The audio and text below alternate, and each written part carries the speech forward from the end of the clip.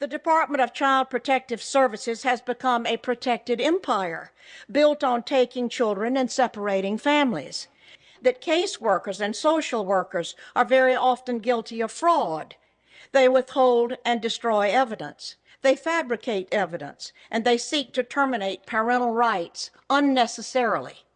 That the separation of families and the snatching of children is growing as the business grows because state and local governments have grown accustomed to having these taxpayer dollars to balance their ever-growing budgets.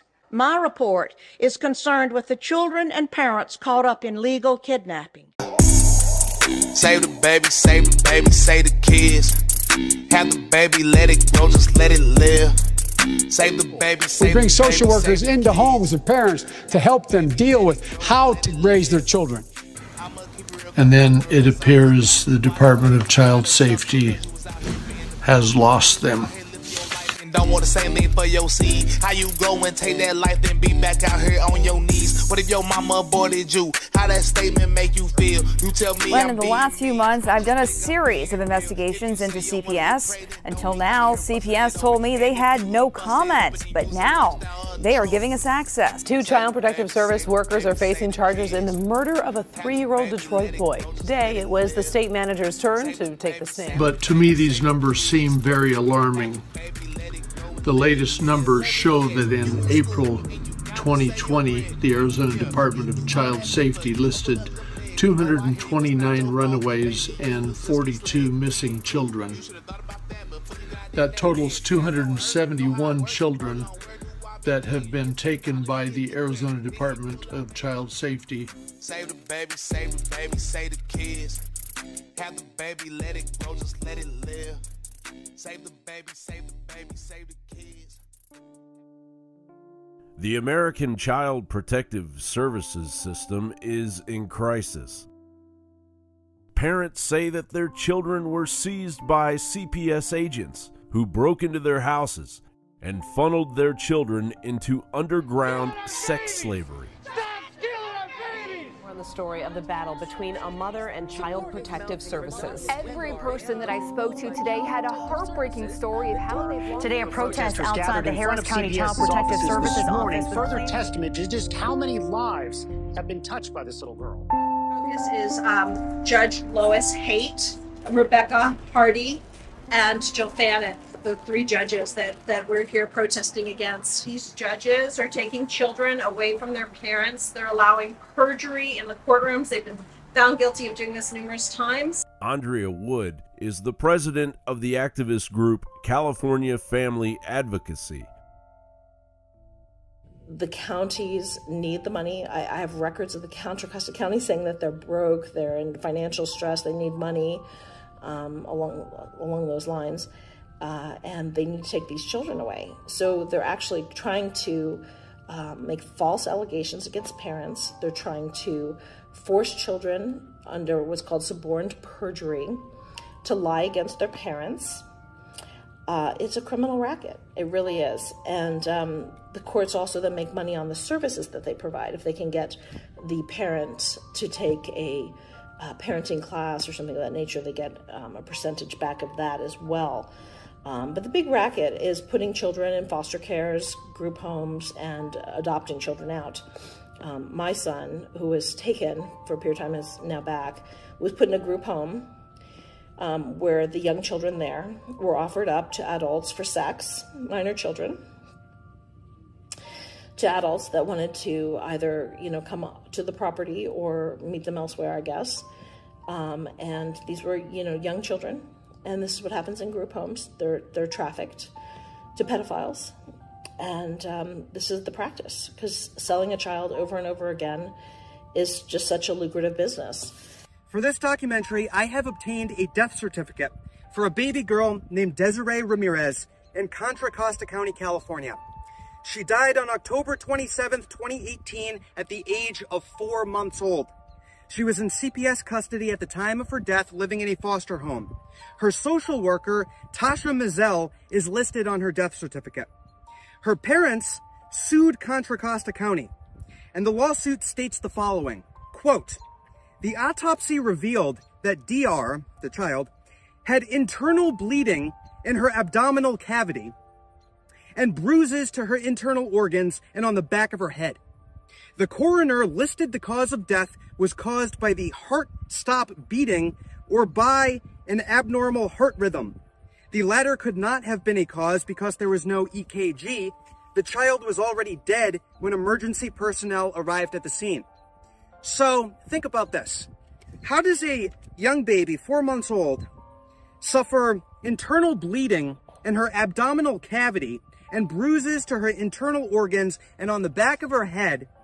So with all these questions that are circling around about this girl's death, and I'm revealing this here to the world today, you know what CPS did? They had Desiree Ramirez's body cremated. CPS took Andrea's children away from her as a part of a plot involving her vindictive neighbor, who became the foster parent of her daughter.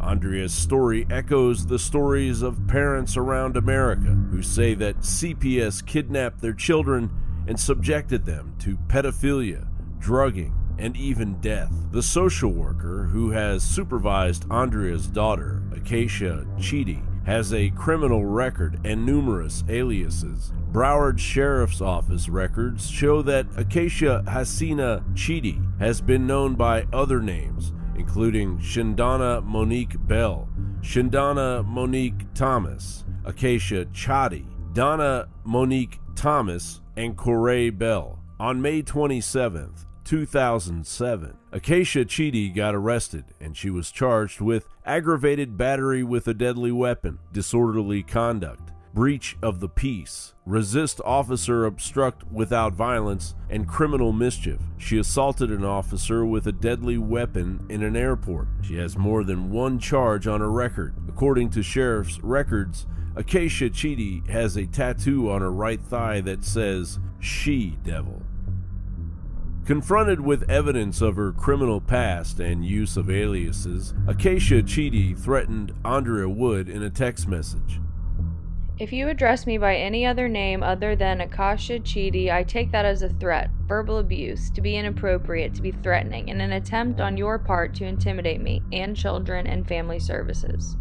I have informed you in my previous text of the consequences should you threaten me or call me outside of my legal name. It is your choice to do so or not. Should you choose to do so, the actions stated will be taken.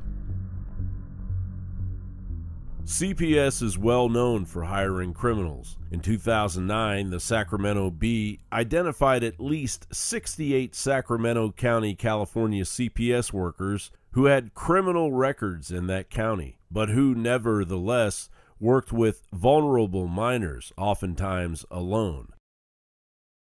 Social Security money is paying for CPS agents to human traffic kids, courtesy of a law signed by Bill Clinton in 1997 that pays your retirement money to states every time a child is taken from their biological family and adopted out of foster care. Hillary Clinton spearheaded the passage of the Adoption and Safe Families Act as part of her "It Takes a Village" philosophy of collectivist child raising. Yes, it takes a village.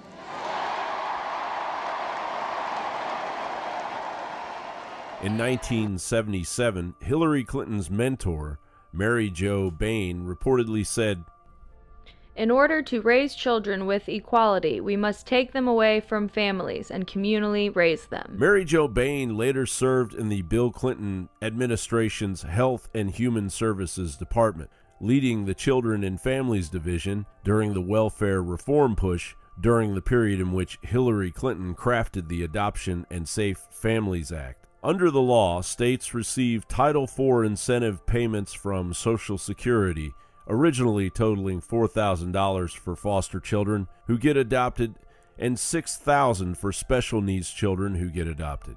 Parents automatically lose their custodial rights if a child spends 15 out of 22 months in foster care. Hillary Clinton called it her proudest work, and she bragged about increasing foster adoptions by 64% in the foreword to the 2006 re-release of her book, It Takes a Village. Today's story is a beautiful tale about a community coming together to make a village. Today's themes are kindness, unity, and cooperation. I'm going to start with the fact that we have a prophet going to remove children. ASFA, which is the American Safe Families Act under Title 4D, funds these agencies, subcontractors of DCF, to the tune of about $150,000 a year per child, as long as they are not placed with their families.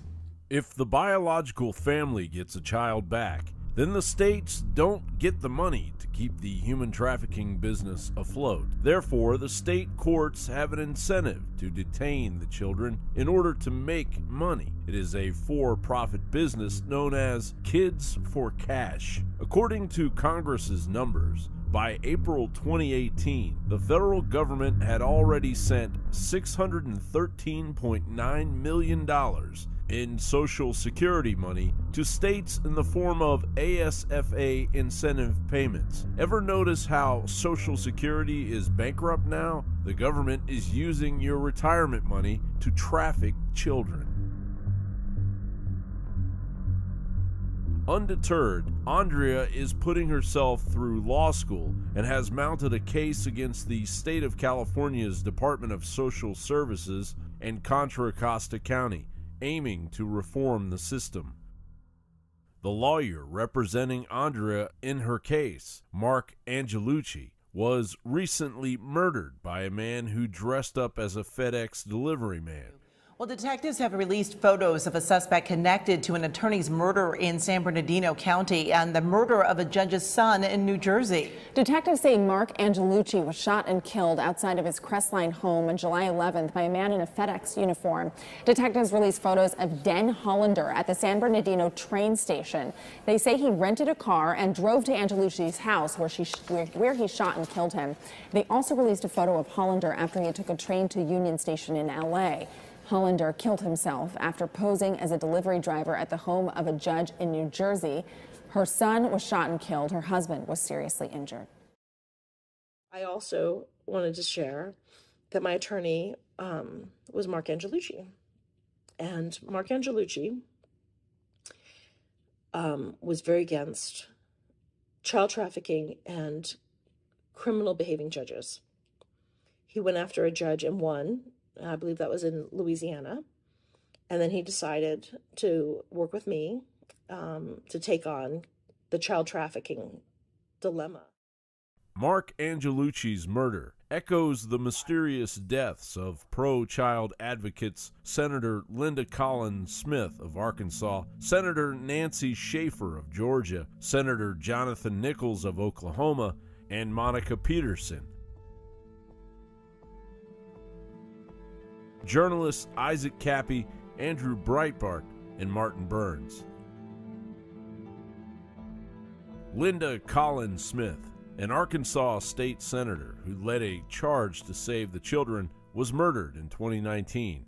At the time, Smith was working with the Department of Homeland Security to investigate $27 million in missing CPS funds. As speculation about her death swirled, a judge issued a gag order to conceal investigative documents on the death of Linda Collins Smith.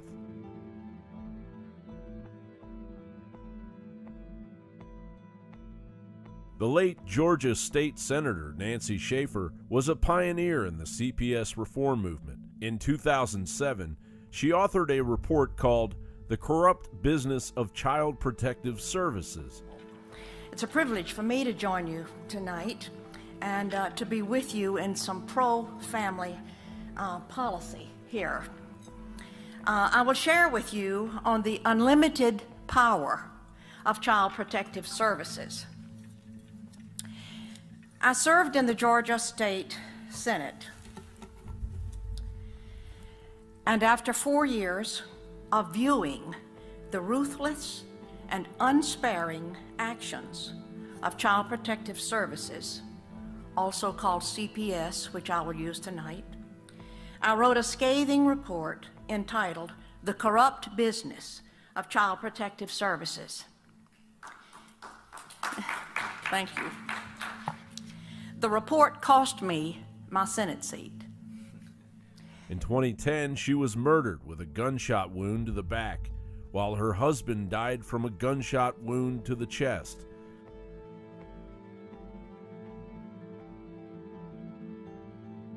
State Senator Jonathan Nichols of Oklahoma led an effort and introduced a bill to punish child sex predators with the death penalty.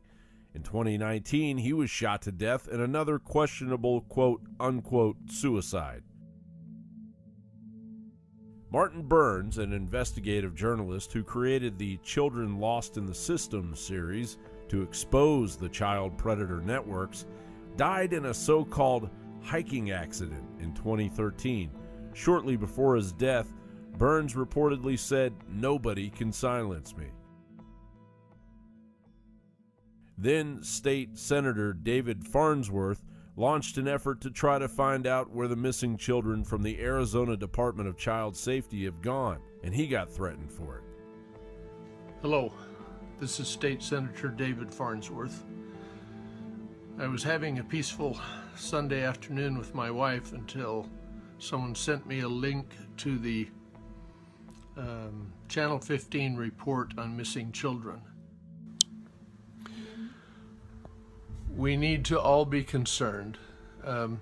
If DCS can't keep track of their children, they need to stop taking them out of the home. Now, some of you may think that's horrible, but I'll remind you that only 20% of the children that Arizona Department of Child Safety removes from homes are removed from homes because of abuse. The other 80% are removed because of neglect. Now, we'll all agree that neglecting children is a terrible thing, but who's to judge what neglect is? And I will say again, if DCS cannot keep track of the children that are in their charge, they should leave them in their parents' homes. Journalist Andrew Breitbart died in 2012. In 2011, he famously tweeted, "How Prague guru John Podesta isn't household name as world-class underage sex slave op cover-upper defending unspeakable dregs escapes me. What are they so desperate to cover up?" This is a concerted effort. This is a concerted effort. Politics of personal destruction. Fuck you, John Podesta. All right, well, you see where I'm coming from. Okay, yeah. When I talk, that's because I'm interested in this ongoing, whatever the hell they're doing. What's in your closet, John Podesta? Big Podesta? Big Soros? Do you want us to play these games? Because we're playing to win. CPS workers have been caught on tape working with the police to bust into families' homes in search of children. Police department. Hello, Anna. May I have you come in, please? Yes.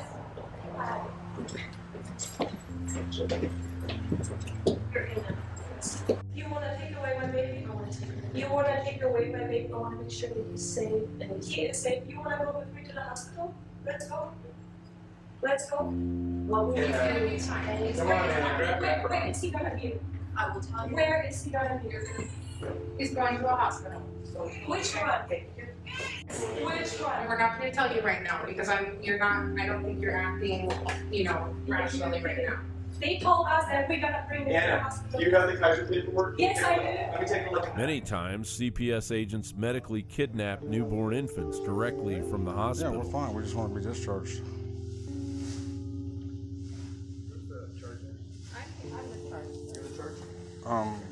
Can you take that security thing off so we can leave? No, we can't. What do you mean, no? There's no You know, doctor's order. You don't have to have a doctor's order. We're refusing service.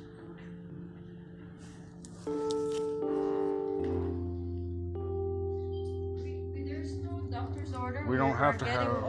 You're being recorded right now, so I'm just letting you know. The mommy can go. The baby can go too. Cannot go with the mom. What do you mean the baby can't go with the mom? Yeah. Why? There's no order. Then get the doctor up here. Mommy can go. Get the doctor up with an here AMA. so we can be discharged.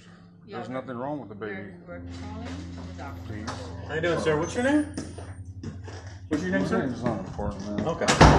My rights are being violated. The baby doesn't leave? Okay. What do you mean the baby doesn't leave? The baby's not leaving? And we have San Bernardino PD coming up. Well, have them come up. Oh, they are coming up. Good. Okay. So you can stand by if you want, or you can leave. We can escort you out. Why isn't the baby leaving? Well, you don't want to talk. You don't want to tell me your name, so we're done talking. Okay? So either you can go back to the room and wait, or you can wait for San Bernardino. They have my name. Okay. So you're violating my rights right now, man. You can leave, sir. Oh, I'm not gonna leave. I have my family here. Oh, okay. So where's the doctor's orders? The movement to stop Child Protective Services is about to explode. On July 16, 2022, parents around the United States will hold a series of coordinated protests, both in person and on the internet, to tell their stories about how CPS agents kidnap their children for profit. This protest strategy aims to create a synergistic effect, making it impossible for the world to ignore. Aaron Ray, a man from Ohio, says he found his daughter being sex trafficked on Craigslist. CPS agents assert authority over parents they target. This CPS worker told a mother, "I just pop up," before CPS took her children later that day. I don't have to call you to come to your house.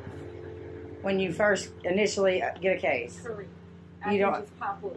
Parents have to fight for the right to videotape interactions with CPS agents.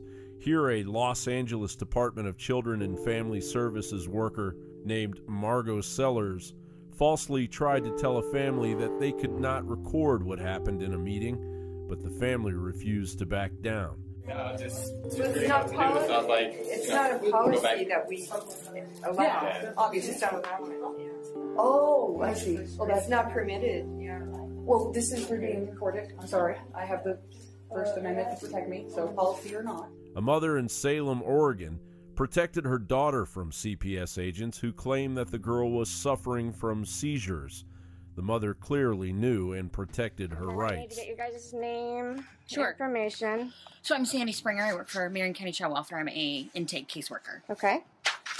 Oh. Thank you.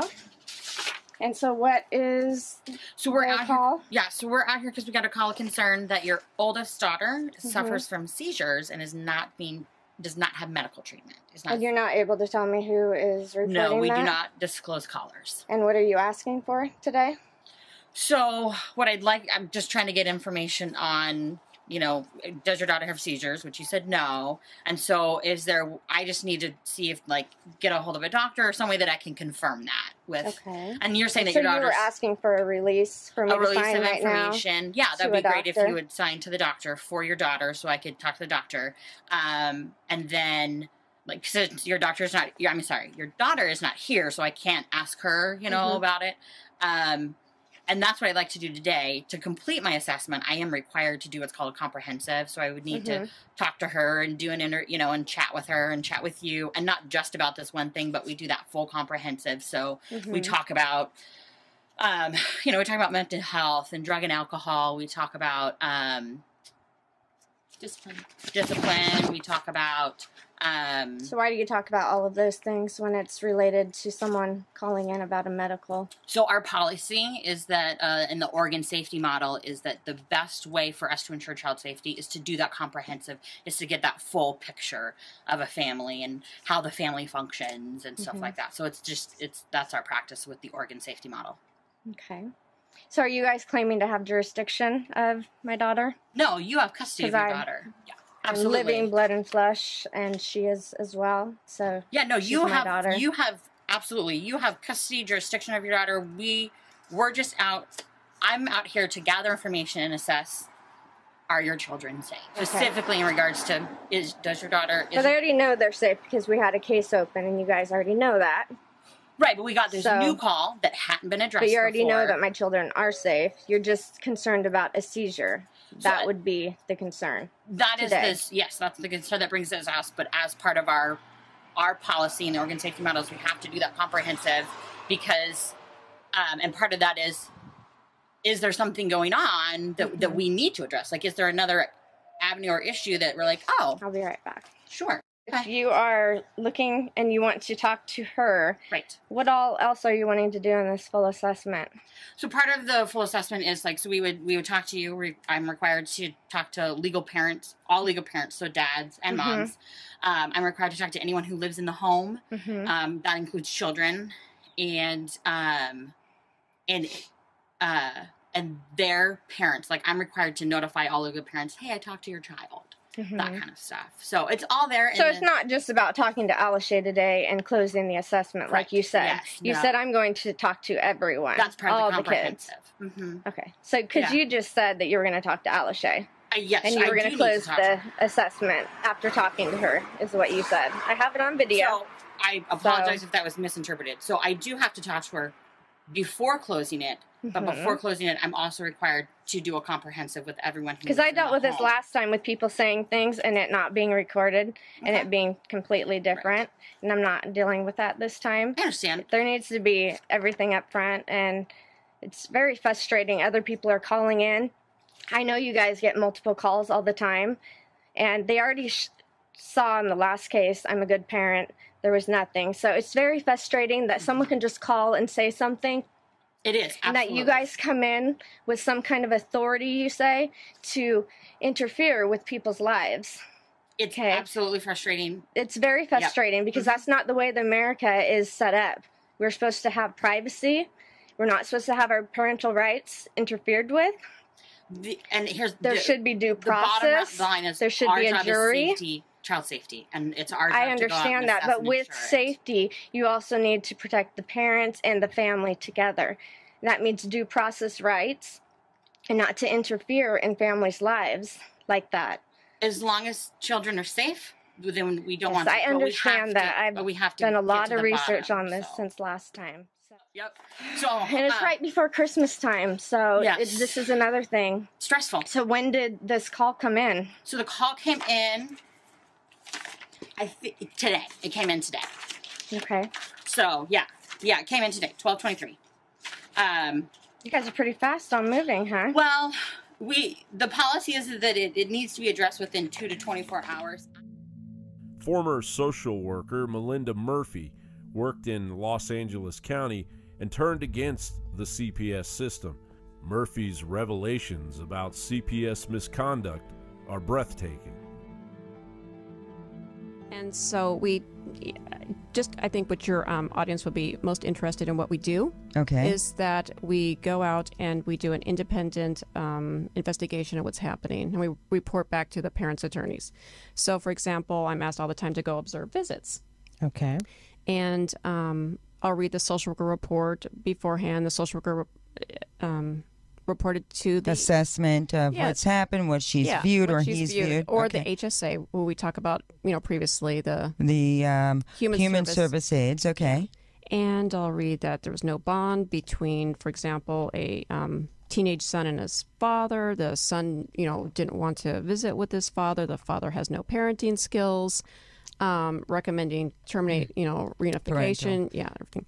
So then I'll go and observe the visits, and I'm telling you, 80% of the time, what I see is completely different than what's in the what they actually reported. You see a beautiful family. You see a close bond. And, not all the time, but I just do I'm just honest. I'm just going to go see what I see based on my experience, and for that example, I went out and the father has excellent communication skills with his son. His father's very approachable. They're hugging. The son's asking if he could come live with the father, but the court doesn't get that information. The court gets only what the social worker is reporting, which is erroneous information.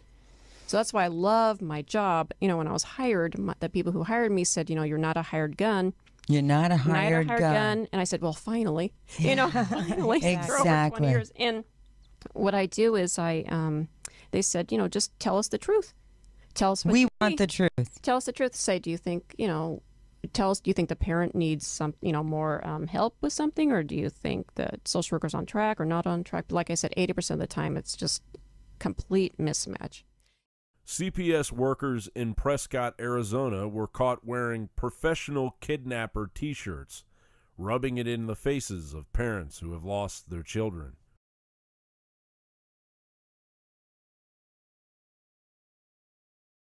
CPS uses a computer program called predictive analytics to make the case that a parent is going to mistreat their children before any abuse even occurs. Talk about a dystopian reality. An experiment in Los Angeles County found that predictive analytics creates false positives over 95% of the time, meaning that the Minority Report style future crime program wrongly takes kids from their parents the vast majority of the time, even though the kids are not actually at risk of being abused. In many cases, the parents are simply poor. Homeschool parents like Hemard King and Autumn King have also been targeted. Their children were seized by the state for supposed educational neglect. CPS tried to use coronavirus to snatch kids. In October 2021, Washington, D.C.'s Deputy Mayor for Education confirmed that CPS was seriously investigating approximately 30 families for educational neglect out of the at least 90 families in Washington, D.C. who had virus-related safety concerns and got reported to CPS. Some D.C. public school parents are opting to keep their children home during the start of the school year without official approval. And some of those parents tell the News 4 I-Team the school district has started reporting them to Child and Family Services for educational neglect. Lindsey Graham, who kept her Salem, Oregon salon open in defiance of coronavirus tyranny, revealed that CPS went to her house and targeted her family as political retaliation. And I've never expected such a violent, aggressive, vindictive thing could ever have been done to me or my family, because I'm trying to earn a living, because I'm trying to work.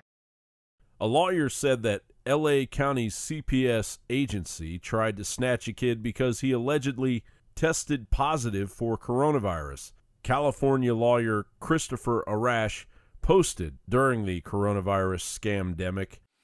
Today in Dependency Court madness, L.A. County Department of Children and Family Services recommended that the court remove my client's child from their physical custody after the parent tested positive for COVID-19. This is a non-offending parent. The judge ruled in favor of DCFS and detained. Let that sink in. DCFS is asking for children to be removed from their parents' custody due to COVID-19 despite the parent making the appropriate arrangements for their child. To be clear, as the author of this post, I completely support taking the appropriate precautions recommended by the CDC to prevent the spread of COVID-19. National File reported a Child Protective Services worker in Oklahoma used the coronavirus outbreak to cut off a mother and father's visits with their 20-month-old daughter, even though the Department of Human Services, the state agency that oversees CPS, claims to be keeping parental visits open.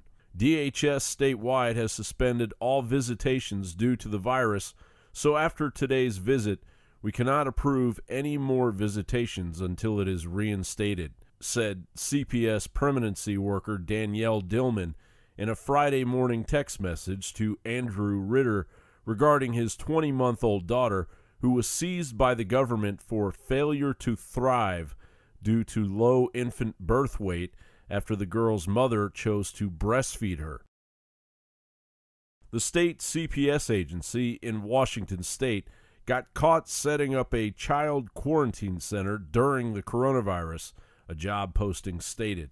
DCYF is seeking current DCYF employees in King, Snohomish, and Benton counties to volunteer to supervise and support children and youth in emergency quarantine centers.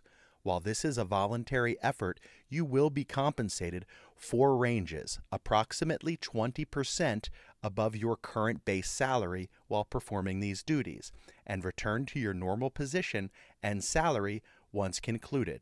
We are looking for current DCYF Social Service Specialist 3s to care for children who are either COVID-19 positive or who may have been exposed to COVID-19.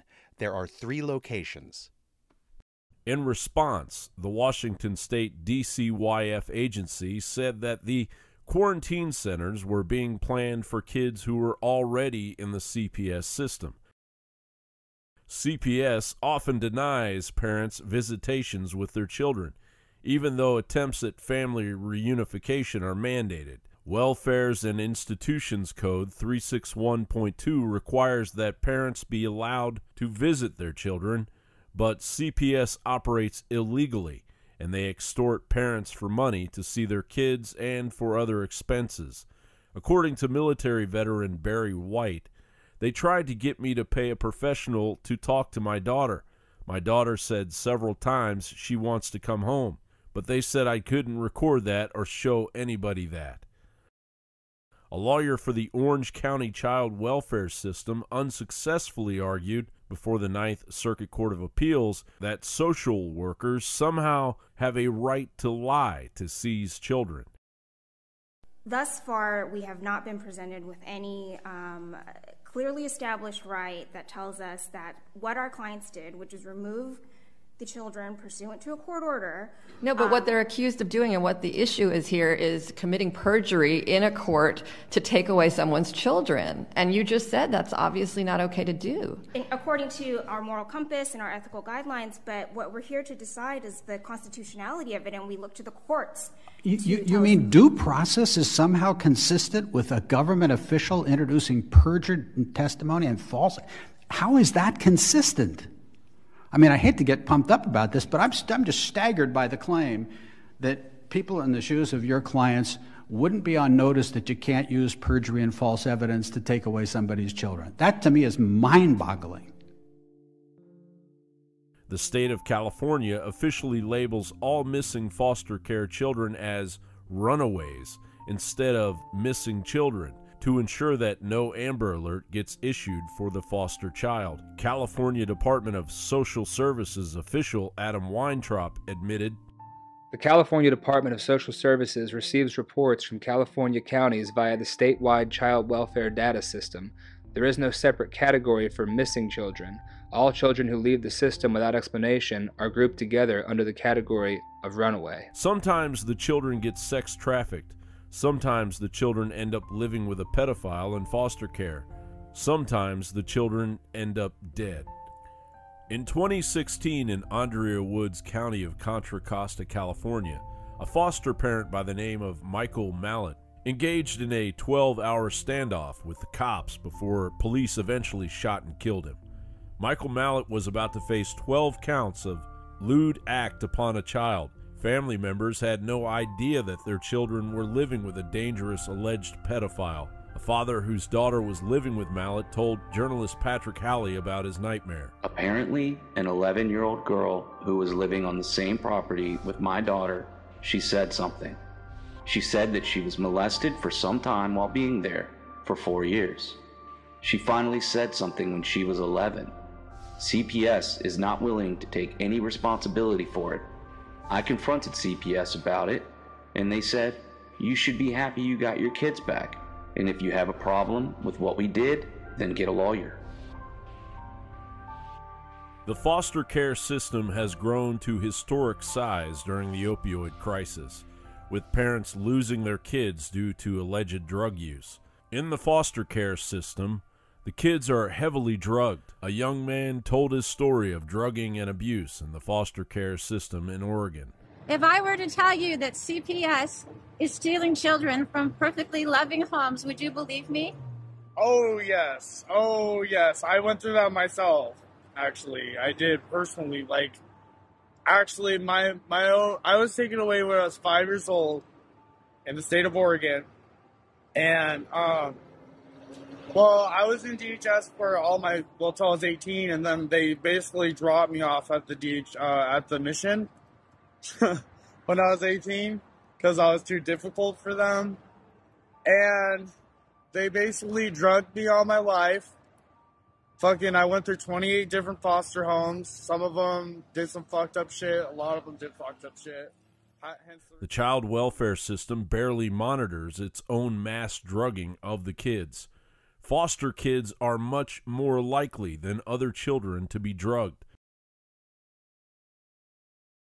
In July 2020, at the height of racial protests, National File reported government-funded youth groups as well as foster care providers and social workers are encouraging, supporting, and in some cases organizing young people under their jurisdiction to protest against racism and the police in the aftermath of George Floyd's death.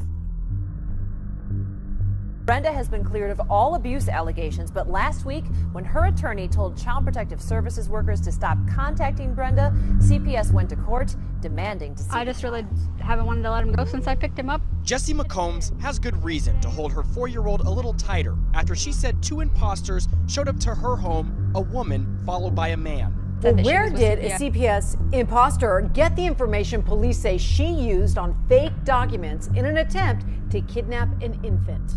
But they're not. They're not safe. You know, they're taken out of good, loving homes and placed in, you know, foster care with people who don't care the same way that the parents do.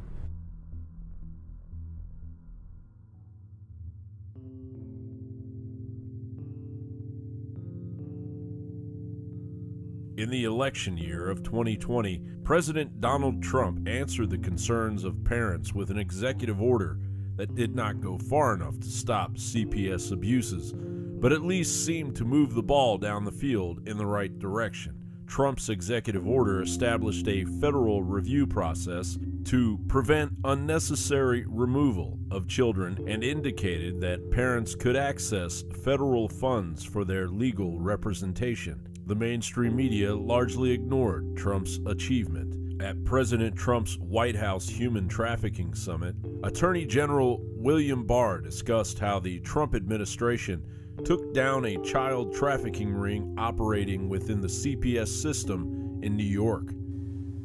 Emblematic in many ways is one horrific case I was briefed on recently in the Southern District of New York. A very dedicated team of prosecutors doggedly pursued a few little leads and ended up convicting 19 defendants in Manhattan with sex trafficking of minor girls and young women in the New York State child welfare system. In other words, children whose society had a special obligation to protect ended up being instead exploited. In this, as in every case, a person who gains leverage or power over a vulnerable victim exploits them for their own gain. There's nothing more predatory or disgusting. But Washington, D.C. did not want to hear about it. According to our sources, both Kamala Harris's office and Rand Paul convened meetings with parents regarding the CPS issue, but never followed up on the meetings, despite pleas from the parents they ignored. Court records reveal that Kamala Harris represented the state against a mother named Tammy Reif, who reportedly had her son stolen away from her by a Superior Court judge named Gregory W. Pollock. Jonah Reif was allegedly sex trafficked. The Justice Gazette reported on May 9, 2014, in the courtroom of Superior Court Judge Kenneth So, the audience saw testimony of 4-year-old Jonah Reif's description of sex acts performed on him at a preschool in San Diego County. Despite medical and witness corroboration of sexual abuse, Jonah was given to individuals accused of trafficking him and, according to foreign authorities, taken out of the United States by the alleged traffickers. Prior to the exportation of Jonah Reif, aka Sullivan, he reportedly had been forced to endure a significant number of fast-tracking vaccination shots. Such large numbers of vaccination fast-track shots are a typical characteristic of kids being exported into foreign child sex slavery. Joe Biden's daughter, Ashley Biden, worked as a social worker in Washington, D.C. As the next first daughter, Ashley brings a career of public service, working for years as a social worker and public advocate. And she also worked for the Delaware Child Services Department. Ashley Biden obtained her 2010 master's degree in social work from UPenn. where her father's think tank is based. The Penn Biden Center is financed by UPenn General Funds. UPenn collects massive amounts of money from coronavirus vaccine sales, thanks to a licensing agreement that UPenn made with Pfizer's partner BioNTech. The deal was made when Joe Biden was officially working for UPenn, and Joe Biden can return to that pile of money in Pennsylvania after his presidency. During the 2020 election, journalist Patrick Halley of National File became the first reporter to publish contents of Ashley Biden's rehab diary, in which Ashley wrote about her relationship with her father. Ashley Biden took childhood showers with her father Joe that she described in her diary as, quote, probably not appropriate. She wrote about her resentment for her father and her years of sexual trauma. Ashley Biden confirmed that the diary is hers. So all these media folks who are trying to shut down this story are really just suppressing the voice of a victim named Ashley Biden. And she's the victim of the Biden family. You have to look at her brother, Hunter Biden, who was literally uploading Pornhub videos of himself onto the internet. And you know what? He sent a porn link over a text message to a phone number identified in his phone as Dad. This is the kind of blackmail material that is on the Biden family, because Jack Maxey, the citizen journalist, has 80,000 images from the Hunter Biden laptop that have never been released in the United States. They basically chased Jack Maxey out of this country. He went to Switzerland and he was being followed by Chinese communist spies. The Chinese communists know what's in those 80,000 images, and they know how it relates to Hunter Biden's niece, Natalie Biden, okay? And they know how it relates to other members of the family. This is a national security crisis, especially now that Joe Biden is selling our oil to the Chi-Coms, and the Chinese are basically taking over our country in many ways, buying the land, buying the farmland, taking over our agriculture. So you have to understand that these people get themselves involved in situations in which they can be blackmailed. And they do that when they're among themselves in their own satanic little corners of the world. For instance, Nancy Pelosi's husband, Paul Pelosi, is one of the top guys at Bohemian Grove. Bohemian Grove is a satanic gathering place in Northern California. Alex Jones famously infiltrated it, where they do the cremation of care ceremony to worship Moloch, their deity of child sacrifice. That's what these sick elites do. Maria Piacesi, the teenage niece of Senator Steve Daines, confirmed that Joe Biden pinched her body in the nipple area, but declined to elaborate further, fearing backlash from some unnamed individuals in her life. Here you see footage of Biden's assault on Maria Piacesi when she was a child.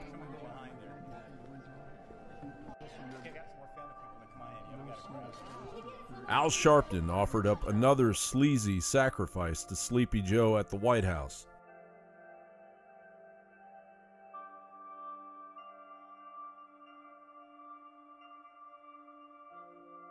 Jeff Sessions shielded his granddaughter from Sleepy Joe. Chris Coons tried to pretend he didn't notice when Joe Biden was sexually assaulting his daughter during his swearing-in ceremony. Chris Coons even spoke on his daughter's behalf to defend Joe Biden. Chris Coons got confronted about that during his 2020 re-election campaign, and his masked face actually showed just a fleeting flicker of shame. Of course, Chris Coons groveled to Biden with a laughable 2020 video defending his friend Biden's supposed faith. Joe Biden pushes collectivist child raising. They're not somebody else's children. They're like yours when they're in the classroom. Joe Cotchett is Nancy Pelosi's best friend. Joe Cotchett is a San Francisco lawyer and a Joe Biden fundraiser. Cotchett is the man who is personally choosing the judges for the Joe Biden administration. On May 23, 2007, San Francisco Weekly reported this information on Joe Cotchett, who was engaged in a bitter divorce from his wife.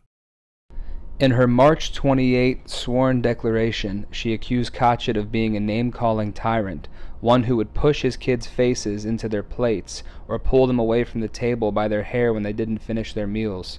She also described him as a foul-mouthed heavy drinker who averaged 1 bottle of wine each evening and drove around with a plastic glass of wine, sometimes when the girls were in the car with him. She claimed her hubby liked to walk around the house naked, even as the couple's 2 daughters grew older and became uncomfortable with his nudity. When she asked him to stop, he allegedly screamed he would do whatever he fucking well pleased, according to her court declaration.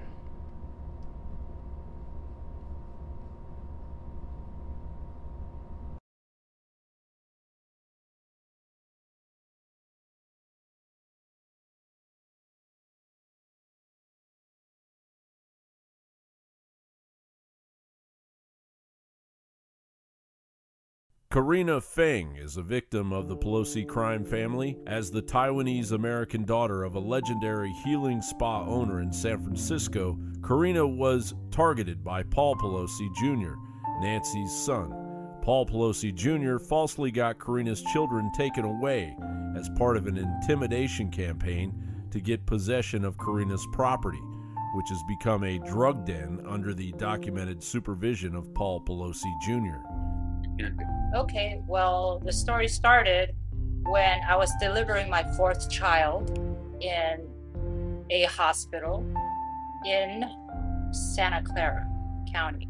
And then when I was supposed to get discharged, the head physician did not allow it. And suddenly I got a call from my home that the hospital sent people to my home and raided my home while I was delivering the baby. And then their reason was because they said if I wasn't home, that means I'm not a fit mother to take care of the older children at home. I'm not supposed to be delivering the child in the hospital. So it kind of became a reason for taking my children, which doesn't really make much sense to the normal prudent person, because how are you going to have a baby, deliver a baby without going to the hospital and then having the rest of your family at home and some family together during the process? It's impossible to be at home and in the hospital at the same time.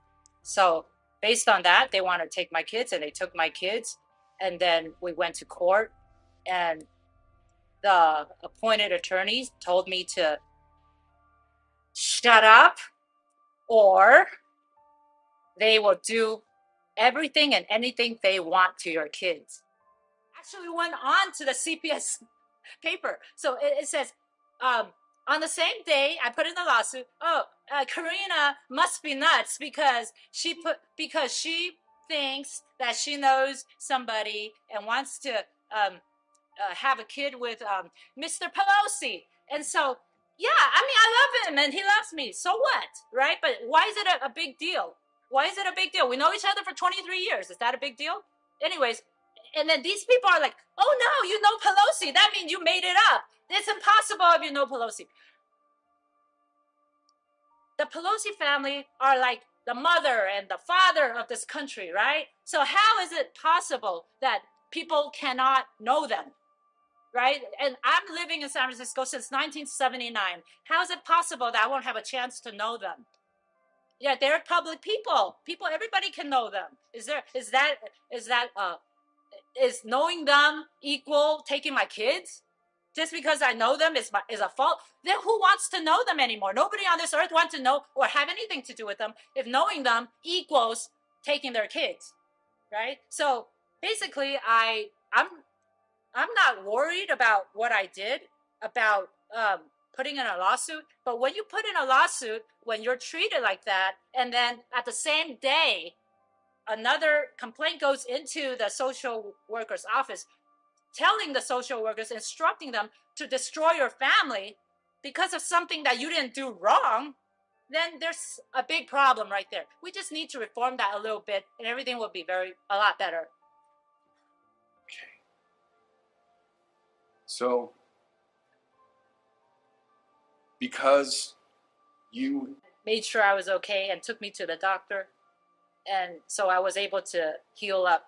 And after that, when I saw my kids close to Christmas, but they didn't let me see my kids as agreed, but in a different agreement at the last minute. But I did end up seeing my kids, and then my daughter, my second daughter, she said, "Mom, did you cry a lot? Because your eyes looked so different from last time." And I said, "I'm fine. I'm fine." And then, because I don't want them to worry. Okay, so that's I don't want them to feel or see me in pain. I just want them to see the happy part of me, and that's it. I don't want anybody to see me suffering or me in pain or me in any type of mode that I don't want them to worry about me, kind of thing. I don't want them to see it. So I just try to smile it off, laugh it off, and then, but I couldn't hide it from Katie. I couldn't hide it from her. She's so smart. She's like, "Mom, I know you've been crying." I said, "I have not. Just don't say anything. We're under supervision. They're going to write us down, turn us into court, and say we're nuts because we were crying because we miss each other. And we're not supposed to cry. If we cry, they're going to cancel our visit. So we can't cry. Hold it in." Then Katie said, "Mom, just remember, if you break your eyes, you won't be able to see me again." So the initiation ceremony for Skull and Bones, the secretive fraternity at Yale University that has produced scores of political leaders, including George W. Bush and John Kerry, reveals the Satanism of the globalist elites. In rare footage of an initiation ceremony, Skull and Bones cult members scream, "The devil equals death." He's come pretty close. She was part of a team that successfully recorded part of the initiation ceremony that takes place in the tomb's courtyard. Okay, you have the doorway here. Yeah. Okay, then to the right you have a hedge, and then you have an evergreen tree. If you follow that line straight back, courtyard's in there. Ah, okay. So that's where they have the ceremonies in the outdoor part of it. Part of it was indoors. So we only got to see the outdoor part. Right. We only got and to listen to the outdoor part. God only knows what went on indoors. And what did you hear? What was it you know? You managed to get this unique it was access to it. disgusting. It was gross. I mean, they were pretending to murder people. What was the tone of it, though? Was it jokey or was it quite... No, it wasn't jokey at all. It was sick. It's about the only way I can describe it. It was sick.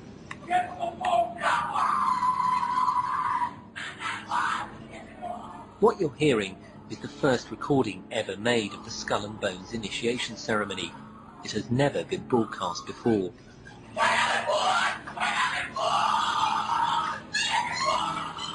15 new members of the club are being introduced into the macabre rituals of Skull and Bones by the senior students who are about to graduate. The club has what some might see as a strange fascination with death, skulls and bones. There's the chants too, difficult to hear first of all, but including "the devil equals death, death equals death."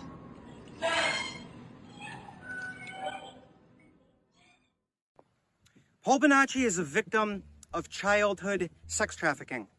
Now, Paul Bonacci claims that in 1984, he took part in an orgy at Bohemian Grove that turned into a snuff film in which a child was murdered as part of a satanic ritual, evidently.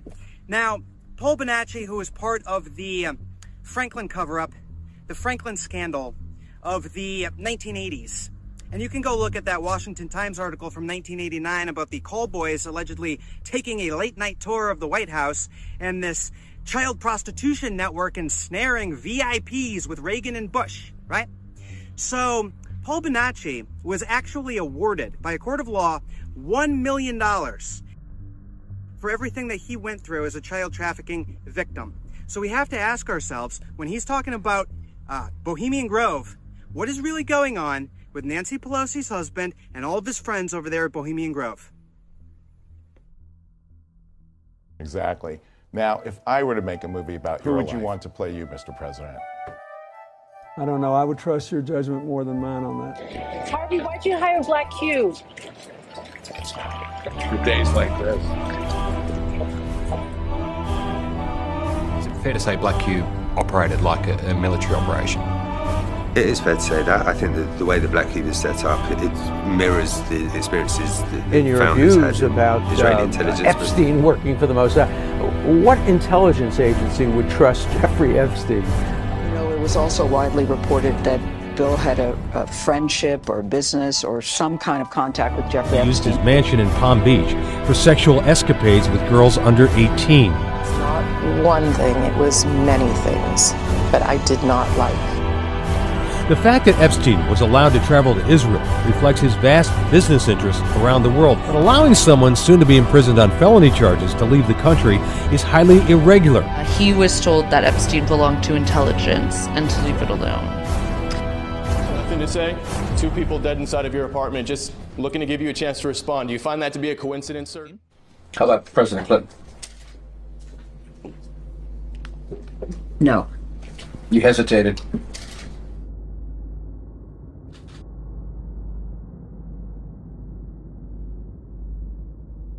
Heather Hobbs is a pro-life advocate in the state of Oregon who took on CPS publicly and won. Heather Hobbs' story is an inspiration to parents around the world who are searching for light at the end of this very dark tunnel. I spoke at an Oregon Trump rally, and that ended up getting me put on Twitter and the dark web, and, you know, having my name as an Oregon activist as somebody basically just to pick on, and nothing really came out of it, as you know. But we did have an actual issue while I was in the hospital, and I thank God every day that I was in the hospital because all of their allegations had luckily been dismissible because I was in the hospital. However, we did also have a nurse that was verified later by some of my friends who are, you know, involved in police work and investigative work, who has been confirmed to be at Antifa riots, BLM riots. And so this particular nurse was my nurse, and she also called on me. Now, I'm really grateful because there's a lot of hope within the story. And that hope is, A, you get a lawyer immediately. You don't talk to them, you don't cooperate with them, you don't work with them. Unfortunately, what I've seen happen so many times with CPS cases is they'll say, it's no big deal, we're just going to check some stuff out, and then you'll agree to something. I've had people I know that it's, you know, dad just has to go stay with grandparents for the night while we check some things out. What that does is it's essentially an admission of guilt, and you're now submitted into the system, at least in the state of Oregon. So I luckily knew not to do that. And I luckily also had my doctors and everybody immediately from that first moment. I was getting paperwork, writing down names, times, dates. But the average person doesn't know to do that. The average person doesn't know that you can't trust the system. So to the be average clear, person believes. Go ahead. No, so you were in the hospital and the nurse overheard you saying that you were pro-life and you were listening to a conservative podcast, right? And you think that that is what triggered this nurse to say that there was something wrong with you breastfeeding? Yes.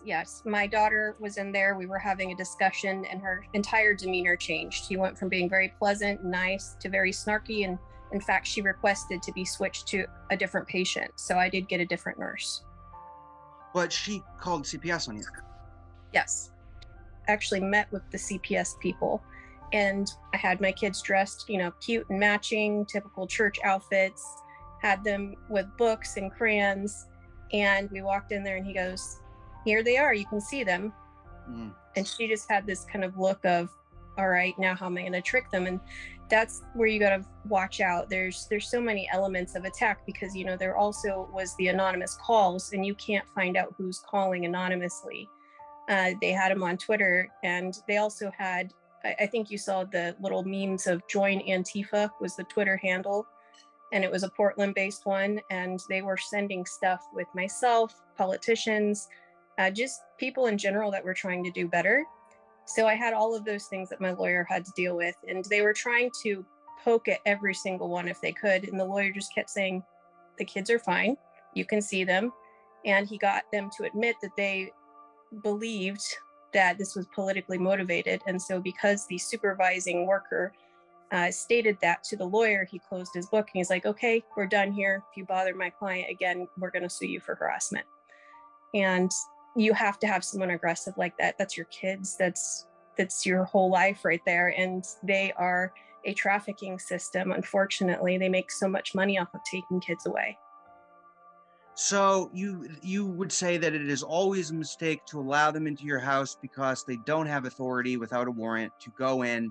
I mean, we've seen examples where they bring the cops too, and a lot of people just get intimidated. So what is the best strategy if you hear a knock at the door? Because you've succeeded. I mean, you've beaten these people. Well, here's the thing. You need to know your constitutional rights. The federal government and then the state government and then the local sheriff, that is the line of authority that you need to know. A lot of people, if the feds showed up to their house, they would just comply.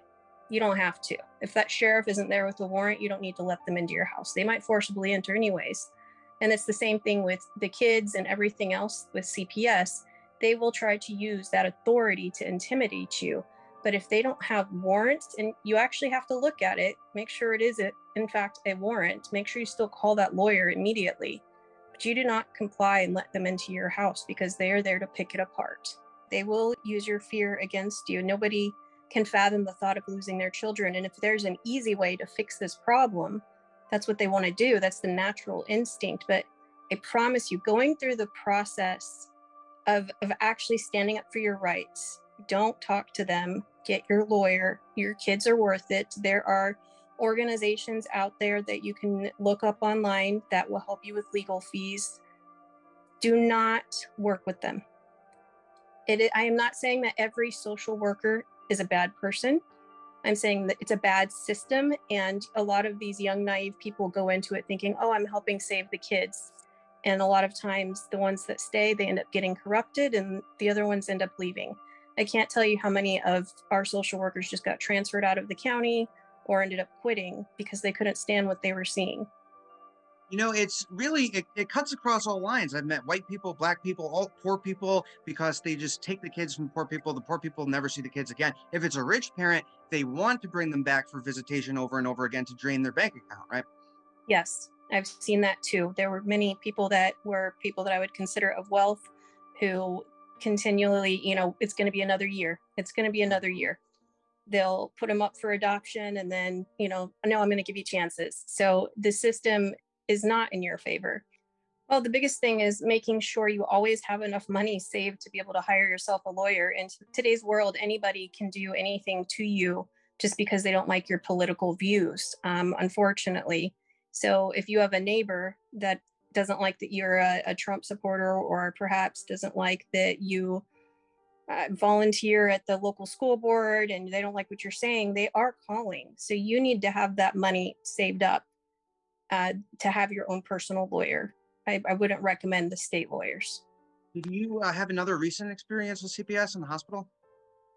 Not with CPS specifically. I recently had another baby, and forgive me, it's so hot in here. I recently had another baby, and because I wouldn't wear a mask and I told them about the vaccine stuff, they were keeping my baby from me, even though I had the doctor clearing me and everything else. So I spent 3 days not being able to be with my newborn.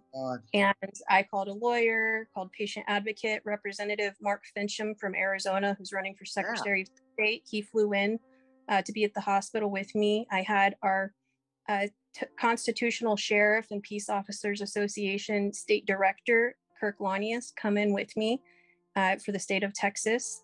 And they were there with me along with my lawyer friends calling. Luckily, I tell people the average person is not going to be as connected as I am to where they can make these calls and say my rights are being violated. You need to know who are my sheriffs, who are my state reps, where do they stand on these issues?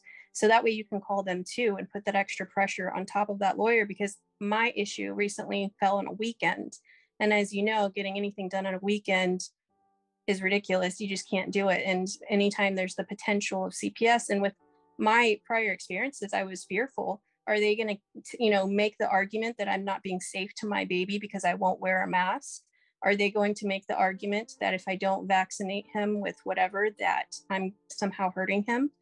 And those were my fears. So luckily, because I called the patient advocate immediately, I kept bugging the doctors. I continued to bring in friends and have people calling the hospital. By Monday, they were working with me and I could see my baby suddenly. Suddenly, I wasn't a threat anymore. But they did bring in a social worker. Oh. And so, of course, I said, I'm not willing to talk to you. And that's where you guys have to go with this. You can't be willing to talk with them. I'm not going to sign anything or talk with you at all. Yep. Well, Heather, I really appreciate your time. And I think that you can inspire a lot of people because you've had a couple of successes now in which you just say, I'm not taking this. I'll get Mark Fincham here. I'll get, anybody I need to get here to protect these babies. And so get your pastor, get friends from church, if you having a good community is really important.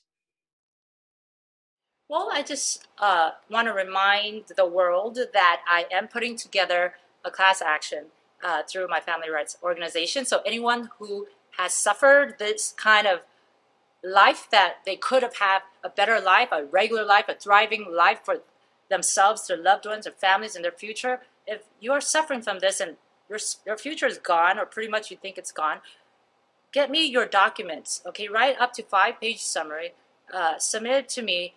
You can go on to familyright.org, or you can just write me something. Say hi, whatever that you like, and we can establish a relationship, and then we can join forces, and perhaps you have something important you want to share with me, and you can see what I've done.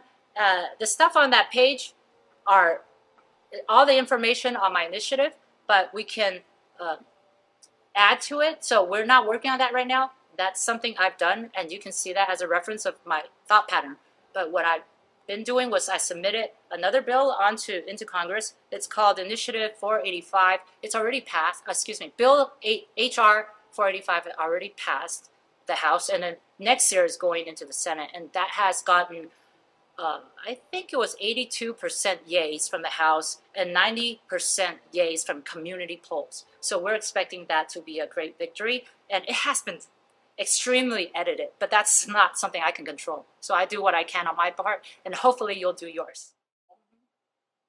After having continuously lost in court, with your attempts to regain custody, you met on the steps of the courthouses, protesters. Oh yeah, and joined with these protesters against Child Protective Services. You found that you were not alone, and now you've organized how many? 35,000 members. 35,000 members. 35,000 in America, nationwide. Oh yeah. And that's nothing. It's just a fragment of the people who've been affected by it. If you look it up, CPS, just look it up on Google. Child predatory services. Yes. What protective? Protect what? Protect their own pockets? That's right.